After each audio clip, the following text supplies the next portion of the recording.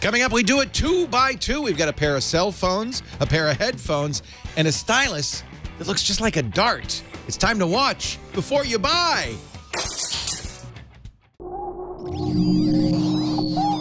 Netcasts you love. From people you trust. This is Twit.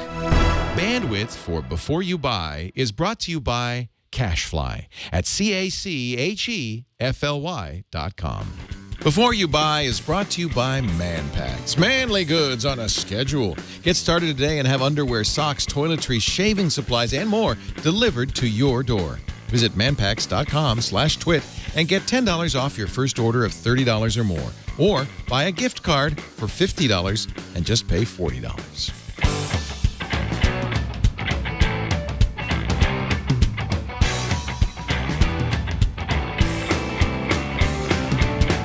Boom. It's not exactly aerodynamic, is it?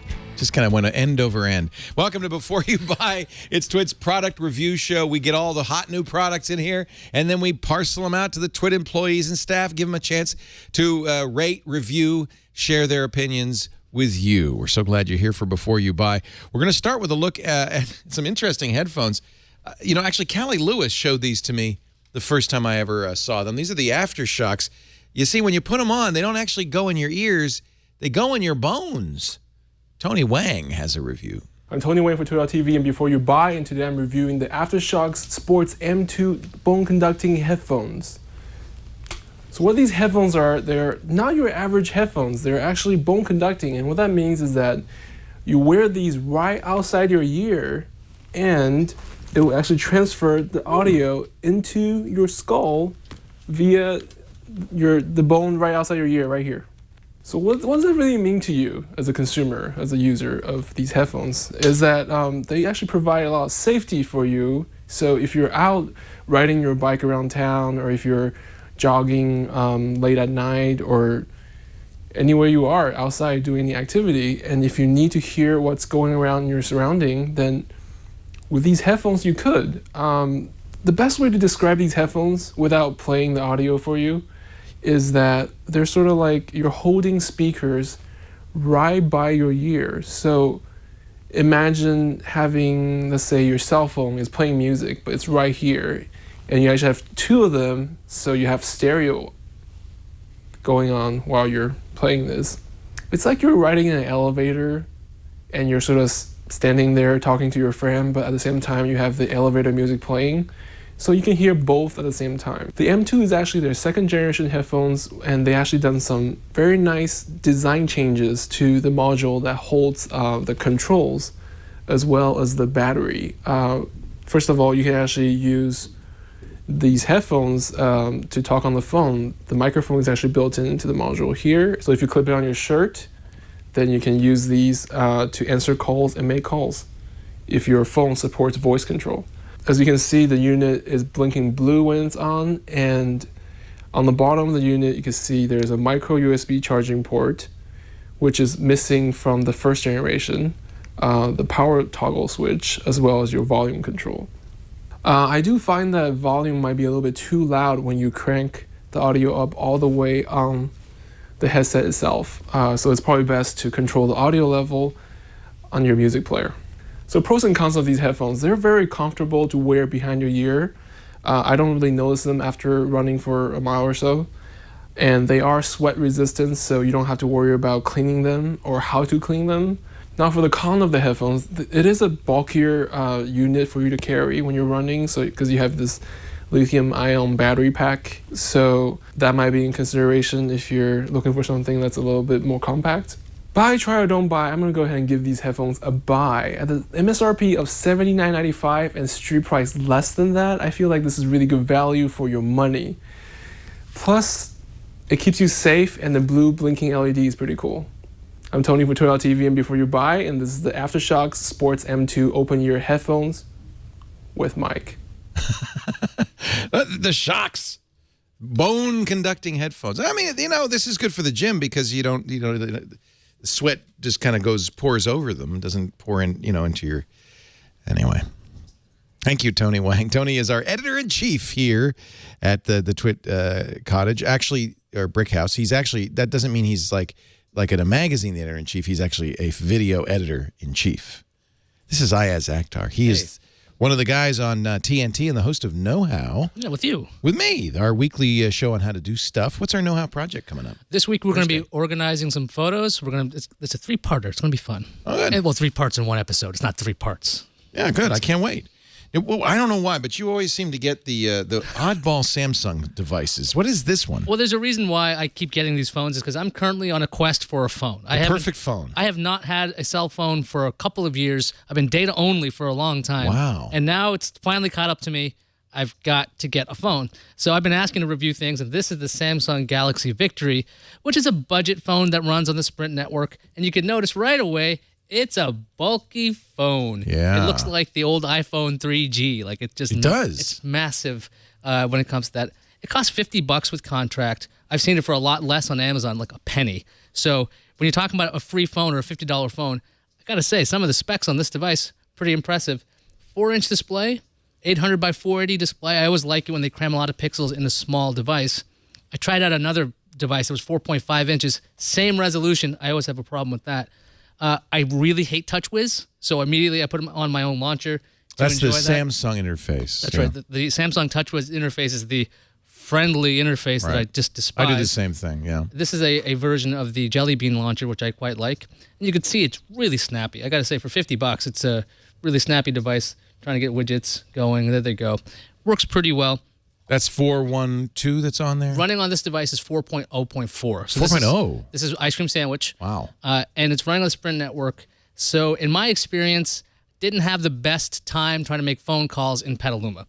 Sprint's not great around here, but your mileage will vary. If you're in a good Sprint area, of course, it'd be good. And the touchscreens were responsive. Buttons worked great. I mean, there's a dedicated camera button. Not spectacular photos, but serviceable. Again, this is a budget device or free, so it's very hard to complain about what you get here. On the pros and cons, like I say, pro, I love the screen. High res, 800 by 480 on this device. Inexpensive at $50. It's got NFC and LTE, so if you have Sprint LTE coverage, you've got a good phone for that. On the con side, Sprint network does lack coverage areas. Like in Petaluma, not exactly spectacular, getting 3G speeds. It's a bit bulky. I mean, it's pretty large. So that's another thing if you want in your pocket. And the screen at 4 inches, compared to the phones these days, a bit on the smaller side. On the verdict, I got to say, this is a try. If you're looking for a budget phone and you're okay with not being on Jelly Bean right now, it's not a bad phone, although I wouldn't think it's going to get updated to 4.2 anytime soon. The Samsung Victory. It's inexpensive. It's Ice Cream Sandwich. But for the price, it's not bad. It's hard to complain when something was like free on contract or $50 on contract. I got to point out, though, that no matter how cheap your phone is when you buy it, you still pay the same monthly data fee month in, month out for 2 years. So really, you're saving maybe $50, $150, at most $150, and you're still paying thousands over the life of the phone. I don't know what the savings really is. That is a great point. So yeah, Sprint does offer a ton of other phones that would probably beat the pants off of this thing. If you want the latest and greatest, this isn't it. But if you're looking for a budget phone, not bad. Thank you. Ayaz Akhtar. We'll see you Thursday on Know How. All right. Will do. Our show today brought to you by Man Packs. Manly goods by mail. You're a man. Yes, I am. You could probably, I bet you would like underwear arriving every 3 months. Fresh underwear. You still have to do your laundry because, well, you just do.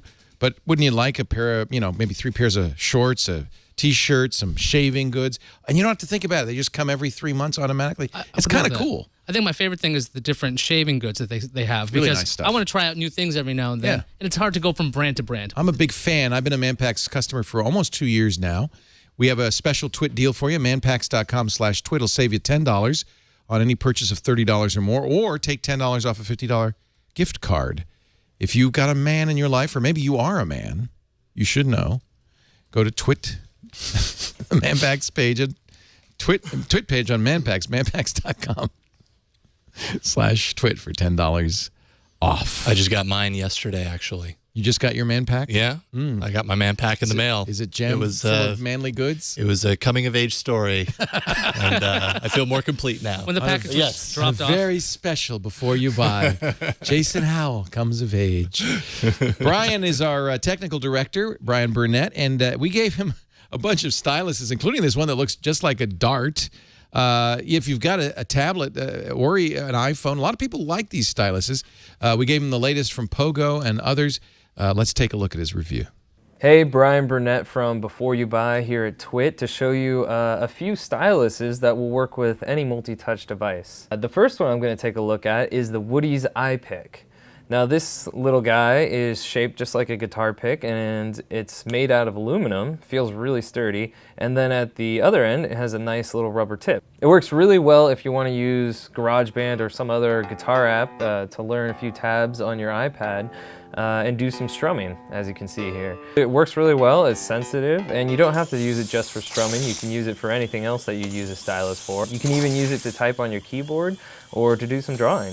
I also liked using it for playing Fruit Ninja. As you can see, I'm pretty good at it. So the little iPic comes in a bunch of different colors, and it's $9.99.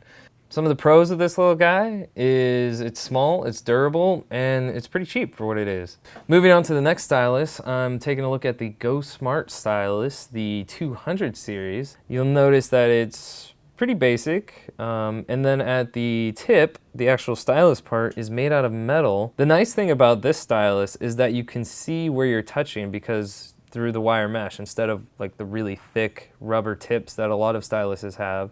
So you can do really intricate little notes and fine lines if that's what you're looking for. So this GoSmart 200 series comes in at $24.95 because it comes with magnets that will stick to the surface of your iPad or whatever other device you might have. So the other stylus I have from GoSmart is the 300 series. Now the only difference between these two styluses is the shape. This one is shaped like a rocket ship or maybe a blow dart. Both these styluses feel pretty well made, and the material that they use feels really solid. So like the 200, this one also has the see-through wire stylus tip at the end. And these are detachable, and you can buy replacement tips on Amazon for $6, which you may need to do because they look really delicate. So the pros and cons for these two styluses, they're both very precise. You can buy them with magnets if you want to be able to attach it to the side of your iPad or whatever touch device you have. They both have a good weight to them. I prefer the 300 series because it feels and has more of a shape like a regular brush or pen. The only con with these GoSmart series that I can see is that the tips are really delicate, and you might, if you break them, you're going to have to order replacements, and they're $6 a piece. And the last stylus I'm taking a look at here is the Pogo Connect. Now this is a Bluetooth capable stylus, which means it has the capability of being pressure sensitive. This comes in at $79.95, and it's the most expensive stylus out of these four that I'm looking at, but it's also the most professional one. It has a single AAA battery that Pogo claims lasts for months. Connecting it to the iPad wasn't too much of an issue, but you have to have Bluetooth 4.0 capable device. And even though this was an iPad 3 I was using, I still had to go onto the App Store and download the Pogo Connect app for the iPad to detect it. If you're looking to take advantage of some of the more professional apps for drawing on your iPad, the Pogo Connect is probably the one to go with. So, of all these styluses, which ones are buy, try, don't buy? For the iPic, I'm going to say a buy. It's cheap, it's light, and it works really well. For the GoSmart 200 and 300 series, I'm going to say try. They're a little delicate, but I do like the fact that you can see what you're writing and be very precise with them. Finally, the Pogo Connect, I'm going to say try. If you're looking for a more professional stylus, one that has pressure-sensitive capabilities, this could be the one for you. It's a little pricey at $79.95. But overall, it works really well. So that's been a few different styluses for any multi-touch device. Hope you enjoyed watching. This has been Brian Burnett from Before You Buy. That's Brian Burnett, Technical Director of Before You Buy. And we thank you, Brian, for your review. Now, Jason Howell is here. He is the host of All About Android, celebrating 100 episodes tonight. Yeah, it's kind of crazy. Unbelievable. Tonight. I know. Maybe some old faces will show up. Possibly so. Working on some cool stuff for tonight's show. A special edition of All About Android later tonight. And because you are the Android maven, the host of All About Android with Gina Trapani and Ron Richards, we let you look at the latest and greatest. This is not the latest and greatest. I wouldn't though. say That's so. Kind of odd that you're reviewing the HTC One X Plus. X Plus. Yeah, so this is the kind of the follow-up to the One, which was kind of HTC's flagship, I guess, Right. for last year, for 2012. And a very nice phone. But I've been waiting for the new HTC One. I guess it's delayed. We were just looking on the... Yeah, so HTC announced this year that they're coming out with their new flagship, the HTC One. which will be the again, same on all carriers. But it's going to be the same. They're going to go for a unified approach this time, more so than they did the last That's time. not what they did with this. What carrier is the X Plus for? Exactly. This is AT&T. It's an LTE device. It's the X Plus, and it's definitely an iterative update from the HTC One X. They basically upgraded a few features on here, but just to kind of give you a quick rundown of what we have here. 1.7 gigahertz quad-core Tegra 3 up from 1.5 on the previous generation. That was a dual-core on the previous as well. 1 gig of RAM, 64 gigs of storage up from 32. No SD card slot, so if you need one of those, that's out. The screen is very nice, actually. It's definitely one of the key features here. 4.7-inch 720p display. It has a Gorilla Glass 2, although, and I'm very careful with my phones, I've got little scratches on the front. I don't know if they were there when I got it or if I've done that. But if I've done that, I'm pretty surprised because I take really good care of my phones. 8-megapixel rear-facing camera on the back here, capable of 1080p HD video. And, of course, the 1.6 megapixel front-facing camera with 720p HD video. They upgraded the battery size from the 1X from 1,800 milliamp hours to 2,100 milliamp. It's kind of a moderate upgrade, but that is still non-removable. That's one thing about HTC is, bugs me. You know, their design, they really kind of make a nice compact, hard design that I kind of like, but that comes at a cost. A lot of the times it comes at the cost of a non-removable battery being What kind of life were you getting on that? I was getting okay. It was actually one of the things I wasn't too excited about with the device, running the device daily. I had a reasonable amount of things syncing, you know, as I usually do, 3 emails, Twitter, Facebook, Google+. I'm also syncing Evernote and Bacon Reader, which is my current Reddit account app of choice. And I would typically need to charge it somewhere around 3 to 4 p.m. in the afternoon. And it wasn't running very well. However, if I pull this down up here at the very top, it's a persistent notification called Power Saver Mode. And you can activate that. If you never have any use for this, I don't even know if you can remove it from that notification bar. So it's always there. But what that does is it kind of changes the behavior of your device. Now, you won't be downloading Twitter. Well, yeah, exactly. It kind of ramps that all down. So if the screen is off, it's really not doing much syncing. It doesn't do anything when the screen's off. Yeah. But when I did that, easily got through a day. I mean, obviously, because it's doing a lot less when. But when you consider that the device is in your pocket a lot of the time, sometimes it's just not that important. What would be really nice is if they gave you the ability to kind of put some apps on a whitelist, or to say, you know, these apps can continue to update regularly. These apps, maybe not you so much. want to keep getting Twitter, but you don't care about anything else. And I think they do that on the Sony phones now. They allow you to do those kinds of things. So the battery, not so great. But as far as the design is concerned, I think that ultimately that's pretty.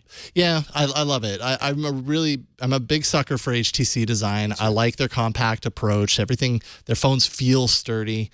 Although I don't know how that kind of goes into the breakability standpoint. If you drop it, you know, a lot of times the Samsung plastic, the proponents for that say, hey, it bounces at least. It doesn't just hit the ground and shatter into a million pieces. But I like the design. Performance, you know, it's a quad-core processor in there, and everything feels about as snappy as you would expect it to. Apps moved really well. Another thing that I really liked using on this versus my Galaxy Nexus is Google Now. I mean, it's just really quick compared to what I'm used to. Oh, got to export in-house advertising. I love Google Now. Oh, I mean, Now is just you got incredible. Jelly Bean on that one. Yes. So it is 4.1.1 Jelly Bean. It's not the latest version of Jelly Bean, but I'm sure it's on the way. Hey, Beats at least Audio, you got Jelly if that Bean, matters. and you get Google Now as a result. Beats how does Beats sound on a phone like that? I'm not a big fan of Beats, to be honest. I find when I use Beats, it doesn't make music sound better. It overemphasizes things that I don't necessarily need overemphasized. And sometimes when I'm like plugging it into my car stereo or certain headphones, it actually makes it sound wrong. It makes it overblown in certain ways. So I'm not a huge fan, but if you like Beats, I guess it's there for you. Pros and cons. Pros, I would say solid design. Definitely, that's one of my favorite things about HTC devices, and this is no different. The display is very nice. It's 720, and now the current kind of trend is 1080. Yeah. But I think 720 in this case is perfectly sufficient. How big a screen did you say? 4.7. Oh, it's a pretty big screen. Yeah, okay. It's a good size screen. Performance, of course, as I said, also it performs pretty well. The cons are the camera. Actually, I didn't even talk about the camera. Pictures, the software is great. I really like Sense's kind of approach on their software with the camera, but the results of the pictures is really grainy. When you pull them onto a computer, they overprocess them. I almost feel like the pictures would look better if they just took out some of that smart processing. The battery, of course, non-removable and doesn't last so long. And I think ultimately the big thing here is it's poor timing. Why would you buy this if the HTC One, the next one, is Even right delayed, around the corner? It's just a few weeks away. Yeah, exactly. This came out somewhere around November, December of last year. So this review is admittedly a little bit late. But at this point, I wouldn't buy this unless it was really discounted in price. Because if you're thinking about dropping $200 on a device like this, you should wait for the HTC One and check it out because it's got a lot more going for it. So it sounds like a don't buy. I'd say don't buy. Yeah. Was a great phone in its time. It's weird. It's like there are parts of it that I really like. It's hard to give it a don't buy, but it's really hard to recommend to buy it either because the HTC Ones are around the corner. And the battery of life is a killer. And you're going to get much better screen resolution. Yeah. The new HTC One screen is reputedly dynamite. Well, we'll make sure you get a rewview unit. I would love to. Absolutely. Out. Thank you, Jason Awesome. Howell, producer of TNT, host of All About Android. How do I look with this? Natural. Yeah, really good. Kind of a throwback look. Normal, because that's how you walk to work every day. I do. I like listening to my boombox. This boombox, something left over from Shannon Morse. She's our producer and reviewed 3 accessories for your Android phone. Shannon? Hey guys, Shannon Morse here. I'm the producer of Before You Buy, and today I have a couple of different Galaxy S3 peripherals and cool things you can add to your phone. So first off, I have the iWalk Chameleon Easy G3 case. This costs about $54.99 on the market. You can find it on Amazon for about $55 or so. And this is obviously a rechargeable battery case for your S3. A couple of nice things to keep in mind about this. It does add on about 13 hours of extra talk time to your phone. It's shockproof and dust resistant. It doesn't have a shiny back, so it's not going to get a bunch of smudges. Although after some time, you might notice a couple of marks on it from dropping it or what have you. It does have a nice little LED on the bottom of it and a on-off switch, so you don't have to keep it on all the time. Ta-da! And this will blink on and off whenever you get low on power as well. Doesn't take long to charge, just a couple of hours or so. And it also comes with a nice little USB charger. So, cool thing about this is you can also sync your phone at the same time while you're charging the battery pack. It fits onto the phone pretty nicely and snugly. You snap it down onto the micro USB charger, ta-da, cut it on, and it starts charging your phone automatically. So, my pros and cons for this little guy: it is a long-lasting battery at 13 hours with talk time. It does sync while it's recharging from your computer, and it does have that nice, sleek, modern design where it's not going to get a bunch of dust on the back of it. The cons, obviously, it's bulky. It does add a lot of weight to your phone, so you might not like that. All in all, I do have to give it a buy. It does what it promises to do, and I kind of like the little LED down here. So that's the Chameleon Easy G3 battery case. Next up, we have the Seidio Vitreo tempered glass screen protector for your Galaxy S3. It has a couple of nice things about it. Obviously, it's going to prevent any kind of scratches or marks from the tempered glass. It has a 9H hardness factor, which is pretty darn good. And it also has this thing called oleophobic coating. This is a coating on the actual tempered glass that's going to prevent any kind of smudges, any kind of marks. But you will notice, if I press the phone enough with my really greasy hands, that it does bring up a whole bunch of nasty smudges on it. Pros on this guy: it is scratch resistant. And the cons: it is kind of thick. It's not going to work with all the covers that you put on this if the cover is overlapped to the top of the phone. And it is somewhat unresponsive. I did read online that a lot of other people had that problem with this. At the price of $39.95, I'd say get something cheaper, and I give this a don't buy. And last but not least, we have the Gdock by Grace Digital, specifically made for the S3, the S2, and the Galaxy Note. Now, Couple of things to think about with this guy. It rotates, so you can set it on its side, you can set it on its back, you can rotate the actual dock on it, pretty much anything you want to do. It does come with a couple of different dock sizes, so you can change it out for the S3, the S2, or the Note, and it can play through the actual dock itself or an aux-in jack as well. It does have a couple of dual bass ports on the back, so it's going to pop out a little bit more bass than your regular speakers would. It has the aux-in jack, of course. It also has a lithium-ion battery, which is sold separately, which adds on about 6 hours of battery life if you choose to purchase that yourself. It has 16 watts of power, it's 2-channel, and it also has 89 decibels. So it does get pretty loud, and it's pretty crisp and clear. The size is pretty small. It's about 13 inches by 3.8 inches by 4.3 inches. Not bad at all. Now, the pros on this guy. I love that you can rotate the dock, so no matter which way you set the speakers, you can make your phone upright. It also works with the aux-in or the dock, has the nice little battery feature if you wanted to purchase that alone, and the sound quality in this is pretty nice. It's not bad at all. The cons, for some reason, when we use this S3, it brought up tune-up radio again and again every time we put it in the dock. Kind of weird that it did that. Also, I noticed when we were trying to get this to work, it would only work with the aux-in cable and it would not work on the dock. After doing about 15 minutes of research on Google, I found their website, and it turns out there is a Samsung device setting that you have to change to make the audio output to the actual dock itself. With all the pros and cons in mind, if you can get over the issues when you're setting it up, it costs about $129.99, and it's made specifically for your Galaxy phones. I gotta give it a buy. It's definitely a very good speaker. Now, hope you liked my reviews today. Again, my name is Shannon Morse, and I'm with Before You Buy. Back to you. We like everything you do, Shannon. Shannon Morse produces this show. She's also the host of ThreatWire, which is seen at youtube.com/techfeed. A show all about security, weekly show all about security. She does with Hack Five's Darren, what's his name? So his name can't possibly be Kitchen. That's a room in a home. Yeah. I mean, is like, your name Aya's living room? Well, I was thinking about it for a stage name. I was looking around the house, and I'm like, that wouldn't work. Too long, living room. No. Maybe Aya's Den would have been better. Aya's Den. Like iDen. It's a great idea. Like I'm Leo Bedroom. What do you think? No. So anyway, ThreatWire is at youtube.com/techfeed, and maybe Darren will forgive me because we sent people there. I am going to review something that I have made fun of since day one. When Google first came out with the Chrome OS, they gave a lot of us the Chromebook, the CR48, which was a big, clunky book. It wasn't really ever intended to be sold and never was. The idea being give journalists a chance to look at the idea of a Chrome OS. What is Chrome OS?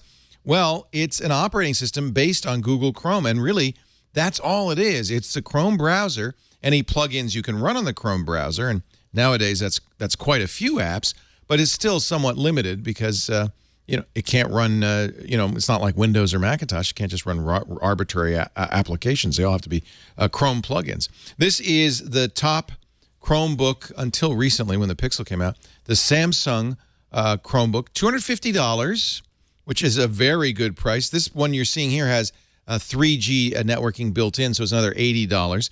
But what do you get for $250 or $320, $330? Well, you get an 11-inch screen. It's only 1366 by 768.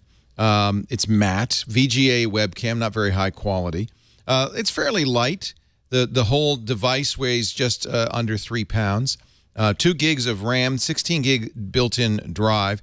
There are a couple of ports on the back, a USB 2 port and a USB 3 port, which is kind of funny because the Pixel doesn't have USB 3. It also has an HDMI port, which means you could hook it up to a big screen TV if you wanted to watch movies via the Chromebook. And you get a few other things along with this, including 100 gigabytes of Google Drive cloud storage for 2 years, 12 free sessions of GoGo in-flight internet. So if you're on an airplane that has GoGo, you can use this. And because this one is not just Wi-Fi, it also has 3G, it's going to be pretty much always connected. It uses the Verizon 3G network. You get 100 megabytes a month of Verizon. That's not very much, but you can pay for more. Price range, we just looked, is about the same as on the iPad, up to $30 I'm sorry, up to $50 a month for 3 gigs. It's, you know, I mean, 100 megabytes isn't going to get you very far. So you probably, if you want to use this on 3G, will be paying extra per month. What do you really get? You get a netbook. This is a netbook, an ARM-based netbook. It's based on a dual-core processor from Samsung called the Exynos. You'll find that in kind of low-end cell phones these days. But that's enough processing power for doing what you want to do with this. In fact, you can even play games. Look, I was playing earlier. I was playing Plants vs. Zombies. Let's get back to the game. And one of the things you'll notice is the sound is quite loud. That's the speakers on the bottom, left and right. And they really are quite good. So let me just get some sun. We're going to shoot some zombies. The game isn't full screen, but maybe if I paid for it, it would be. This is the free version of Plants vs. Zombies available in the web store. And there is quite a big web store available. Let's close this out, and I'll give you a little bit of a tour of the web store. Notice, by the way, the new Chrome OS kind of pretends to be a real operating system by putting icons in a taskbar down here. But every time I use this, I always want to minimize the browser, you know, get it out of the way, see what's out here.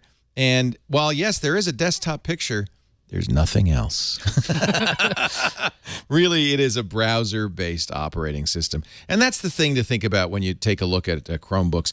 That could be good or bad. You know, in the recent Ponium competition, where they put all the OSs up in front of hackers and paid them big bucks to crack it, this was the only operating system that wasn't cracked. So what you have here is a very secure device for surfing the net. Let's visit the web store briefly, and you'll see there's a ton of content and applications you can run on here. A lot of the things you might think you could only do on a desktop computer, you can do on Chrome. Things like editing audio and video. But remember, you don't have a lot of storage, only 16 gigs. You can supplement that with an SD card here, but most of what you're doing is going to be stored up in the cloud, and most of the processing power is going to come from the cloud, not come from this ARM-based processor. One thing I'm very pleased to see is you can run Netflix on this, and that's pretty cool. That means with these nice big speakers or the HDMI port, you can actually watch movies, watch video on this and enjoy it. I'll give you the pros and cons. The pro, of course, is price. This is an amazing price. $250 without 3G, add 3G. It's now $330. Let's go full screen on Battlestar Galactica. And what I will do is I'll turn down the volume so you can hear me a little bit.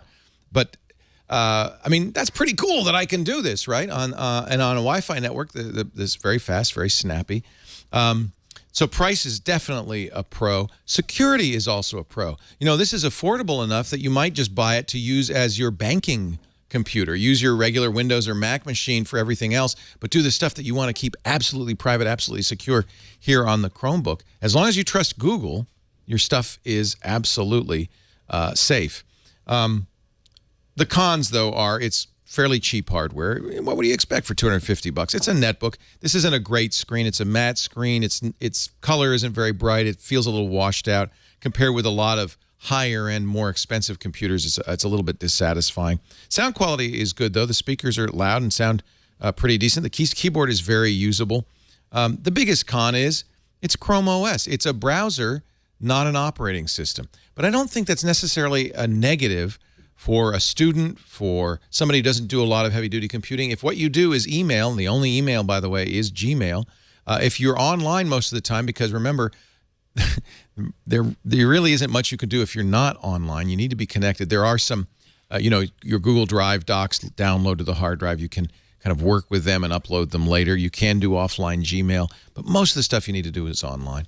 But you know, so there are some limitations to Chrome OS. It isn't a full computer operating system, but most of the time, most of what people do is email, surfing, maybe watch some movies, play a few games, and you can do all of that on the Chrome OS quite handily for a very affordable price. So I think I might surprise people when I say I give this a buy. Now, I give it a buy with the understanding of the limitations it has. It's kind of cheesy hardware. It's really almost, in fact, Google positions this way, a disposable computer, a computer you won't cry huge tears if you lose or the dog sits on it. because it's tied to Google. Everything that you do on here is already backed up on the cloud. You don't have to worry about backup. And if you do lose this, you just get another one, log onto your Google account, and it's just the same. It updates automatically. It's totally secure. If you can live with the fact that it's basically just a browser, it's not a full computer, I think it's a good deal for the price. For $250 for Wi-Fi, I wouldn't recommend 3G because of the monthly fees, unless you absolutely need to have connectivity out in the field. Remember, now Google does sell a high-end version of this, which I'm going to review as soon as it arrives, the Chrome Pixel. It's a better hardware, but exactly the same operating system. The problem I have with the Pixel is it's so darn expensive. You could really get a pretty nice, a very nice computer, a MacBook Air or an Ultrabook for the same price. But this is, almost a better netbook. If you're in the market for an inexpensive computer that just does a few things securely and effectively, the Samsung Chromebook is actually not a bad computer. And you keep holding that up. It looks like it's metal, but that's actually all plastic, It's all right? plastic. It's if you've ever held a netbook, it's a netbook. You've seen them before. It's a netbook with a different operating system on it. It looks pretty good. I tell you, my biggest qualm about that, frankly, is the screen. It's kind of a washed out, not a great screen.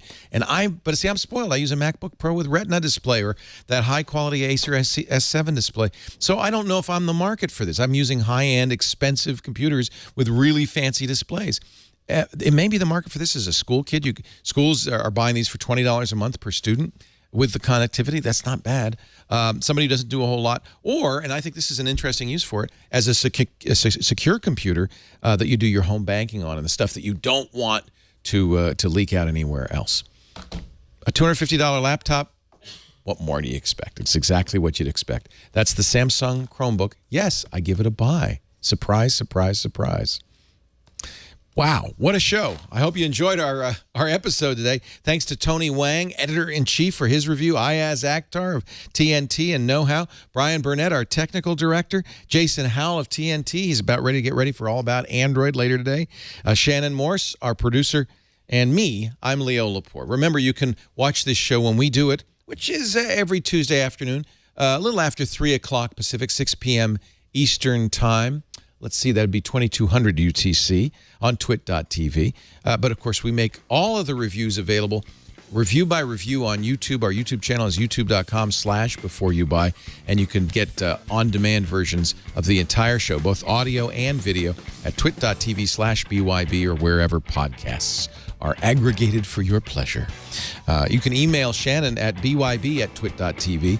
Let her know what you'd like us to review. We can get almost anything, and we do want to review the things you're interested in. Again, that's byb@twit.tv.